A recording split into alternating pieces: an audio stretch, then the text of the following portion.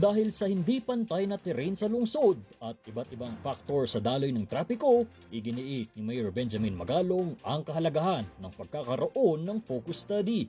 Ito ay upang mapag-aralan ang wastong speed limit sa iba't ibang bahagi ng lungsod. Kaya sabi ko nga na dapat there should be a focus study for the city of Baguio to determine ano ba yung mga appropriate na speed limit dito sa Baguio. Ayon kay Baguio City Police Office Director Police Colonel Roel Tagal, malaki ang ibinaba ng vehicular incident sa lungsod. Ito ay dahil sa implementasyon ng 20 to 30 kilometers per hour speed limit.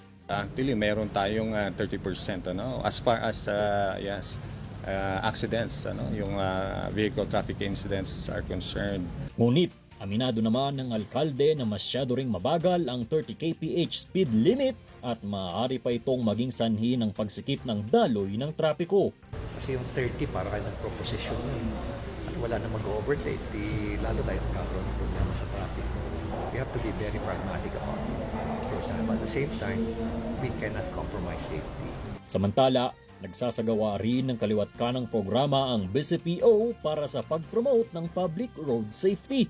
Kabilang na dito ang Opland Drive Convention na isinagawa nitong nakaraang Lunes. Kasama rito ang mga PUJ at taxi operators, gayon din ang mga motorcycle riders at cyclists. Nico Gatchalian para sa PIO Baguio Balita.